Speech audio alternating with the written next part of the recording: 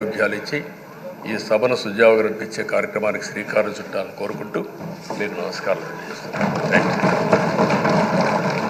పెద్దలు గౌరవనీయులు పవన్ కళ్యాణ్ గారిని మాట్లాడవలసిన కోరుతున్నాను.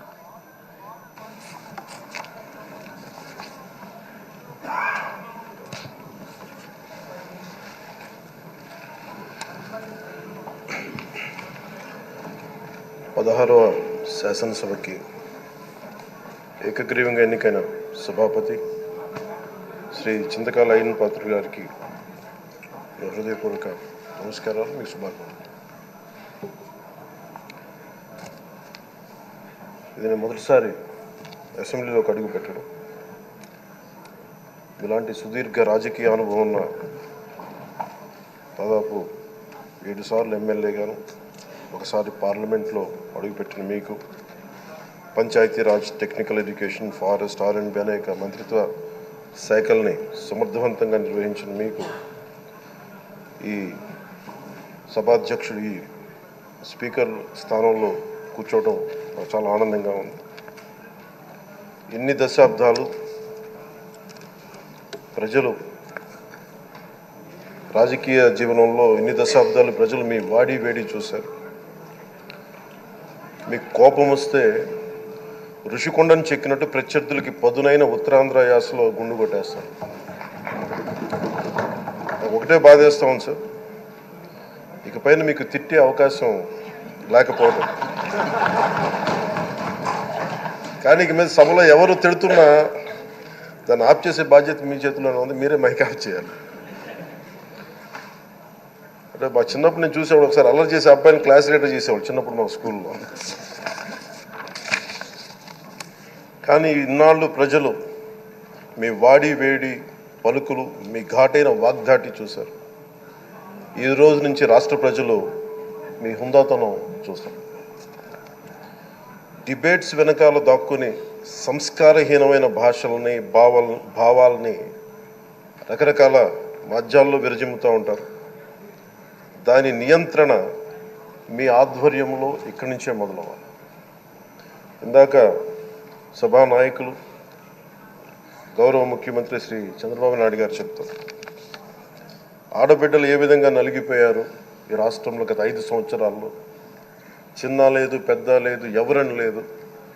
ఎవరన్నా సరే ఒక మాట మాట్లాడితే వాళ్ళు వ్యక్తిగతంగా దూషణ, సోషల్ మీడియాలో వాళ్ళని క్యారెక్టర్ అసాసినేట్ చేయటం, వాళ్ళు పెద్ద నాయకులు కావచ్చు, కార్యకర్తలు కావచ్చు, లేదా వాళ్ళకి ఎదురు తిరిగి ఒక ఒపీనియన్ చెప్పి ఎవరైనా సగటు మనిషి కూడా కావచ్చు, అది ఇక్కడతో ఈ రోజు నుంచి ఆగిపోవాలి అధ్యక్ష.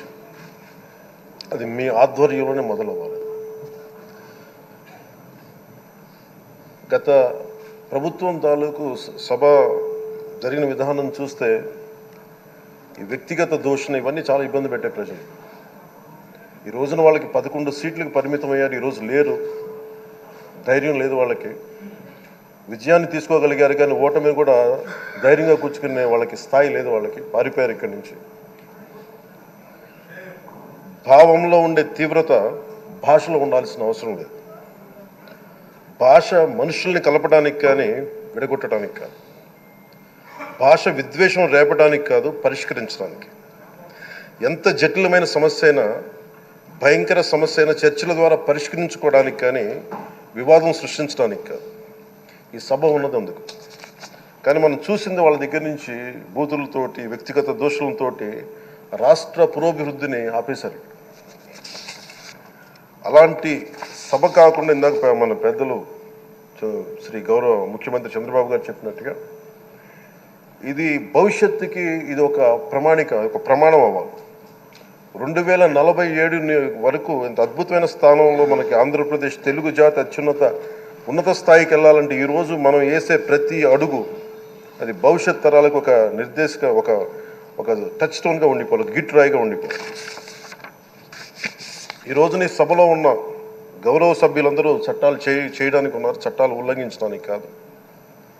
విభేదించడం అంటే ద్వేషించడం కాదు, వాదించడం అంటే కొట్టుకోవడం కాదు. ఇవన్నీ విభేదించడం, వాదించడం ఇవన్నీ ప్రజాస్వామ్యానికి చాలా మౌలికమైన పునాదులు. ఆంధ్రప్రదేశ్ ఆవిర్భావం జరిగి అసలు ఆవిర్భావం, అసలు భాషా ప్రయుక్త రాష్ట్రాల ఆవిర్భావమే మన ఆంధ్ర రాజ్యంతో మొదలైంది. అమరజీవి పొట్టి శ్రీరాములు గారి బలిదానం మీద మన రాష్ట్రం పుట్టింది. 56 రోజులు తిండి తిప్పలు తినకుండా నరకం అనుభవిస్తూ ఆయన బలైపోయారు. ఆయన మరణానికి చేరువవుతూ ఆమరణ నిరాహార దీక్ష చేసిన ప్రతిరోజు మనకి దాదాపు ఈ సుదీర్ఘమైన 6 దశాబ్దాల కాలం, 1.5 సంవత్సర కాలం, అంటే ఆయన ప్రతిరోజు చావుకు చేరువవుతూ భోజనం లేకుండా ఆయన గడిపిన ప్రతిరోజు మనకి 1.5 సంవత్సర కాలం. అలాంటి నేపథ్యంలో అలాంటి మహోన్నతుడు శ్రీ పొట్టి శ్రీరాములు గారి త్యాగాన్ని కనుక మనం ఈ సభలో ప్రజా సంక్షేమం కోసం మాత్రమే చర్చలు జరగాలి, వాదోపవాదాలు హద్దులు దాటకుండా ఉండాలి, వ్యక్తిగత దూషణకి తావివ్వకుండా ఉండాలి. అలా కాకుండా గత ప్రభుత్వంలాగే ఈ సభని తిట్లకి, బూతులకి, కొట్లాటకి వాడితే ప్రతి నిమిషం పొట్టి శ్రీరాములు గారి బలిదానాన్ని అవమానం చేసినట్టే. ఒక గొప్పవాడు, ఒక మహానుభావుడు బతికినప్పుడు మాత్రమే కాదు, చనిపోయిన తర్వాత కూడా కొన్ని తరాలు ఉపయోగపడతారని నిరూపిస్తారు.